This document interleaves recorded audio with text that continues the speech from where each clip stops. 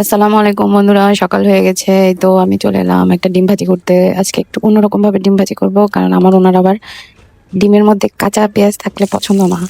মানে আমরা সহজে ডিম ভাজি করে ফেলি, ওটা আবার ওনার পছন্দ না। ডিমের ভিতরে পেঁয়াজটা কাঁচা কাঁচা থেকে যায়, ওটা উনি আবার বেছে বেছে ফেলে দেয়। তাই আমি আগে ডিমের পেঁয়াজটাকে হালকা একটু ভাজি করে নিচ্ছি।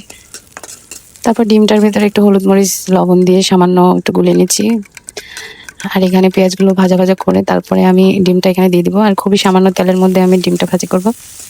আর আমি একটা ছোট ডিম ভাজি করতে একটা বড় পাতিল নিছি, মানে মশা মারতে কামান দাগা ওইরকম একটা বিষয় হয়ে গেছে। এই তো। তো আপনারা সবাই সাপোর্ট করবেন, পাশে থাকবেন ইনশাল্লাহ। কথা বলতে বলতে আমার পেঁয়াজগুলো ভাজা ভাজা হয়ে গেছে, আমি এখন এখানে ডিমটা দিয়ে দিব।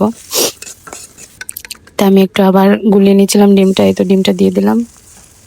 ডিমটা এক পিঠ হতে আমি আবার ঢাকনা দিয়ে দিলাম। আবার কিছুক্ষণ পর আমার ডিম ভাজিটা হয়ে গেছে, আরেক পিঠ হলেই হয়ে যাবে। এই স্টাইলে কে কে ডিম ভাজি করে খান কমেন্টে জানাবেন। অনেকেই এরকম করে ডিম ভাজি করে খায়, পেঁয়াজটা আগে ভাজি করে নেয় তারপর উপরে ডিমটা দিয়ে দেয়। আমি দেখছি অনেকেই এভাবে ভাজে। আমার হাজবেন্ড আবার এভাবে খায়, আমি এভাবে ভাজি। আমার আবার সব রকমই চলে। আমি যখন করে খাই তখন এমনি পেঁয়াজ গুলিয়ে একসাথে কাঁচামরিচ পেঁয়াজ দিয়ে ভেজে ফেলে। আবার ওনার জন্য করলে এভাবে আলাদা করে পেঁয়াজটা ভাজি করে নিতে হয়। এই তো আমার ডিম ভাজিটা হয়ে গেছে।